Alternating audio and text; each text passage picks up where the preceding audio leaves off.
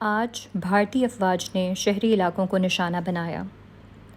ہمیں دنیا کو دکھانا ہوگا کہ شروعات کس نے کی۔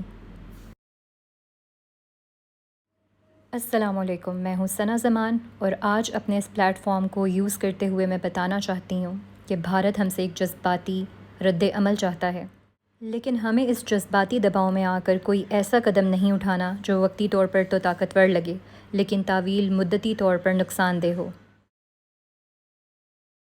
جنگ کے وقت اپنی فوج کی حکمت عملی کو تسلیم کرنا، ان پر اعتماد رکھنا اور ان کے پیشہ ورانہ فیصلے کو حتمی ماننا صرف قومی یکجہتی کا تقاضا نہیں بلکہ ایک باشعور اور ذمہ دار شہری کا فطری رویہ ہے۔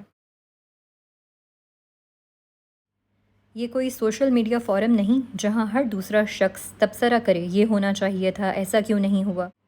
حیرت ہوتی ہے جب وہ لوگ جنہیں نہ عسکری تربیت کا علم ہے، نہ جغرافیائی حقیقتوں کا شعور ہے، نہ انٹیلیجنس معلومات تک رسائی ہے اور نہ ہی سفارتی معاملات کی سوجھ بوجھ، صرف فیس بک اور ٹویٹر کی بنیاد پر جنگ کا تجزیہ پیش کر دیتے ہیں۔ تھوڑا سا صبر اور اعتماد پیدا کریں۔ ہماری افواج جانتی ہے کہ کب، کہاں اور کیسے جواب دینا ہے۔ جنگیں صرف جذبوں سے نہیں بلکہ حکمت عملی، نظم و ضبط سے جیتی جاتی ہیں۔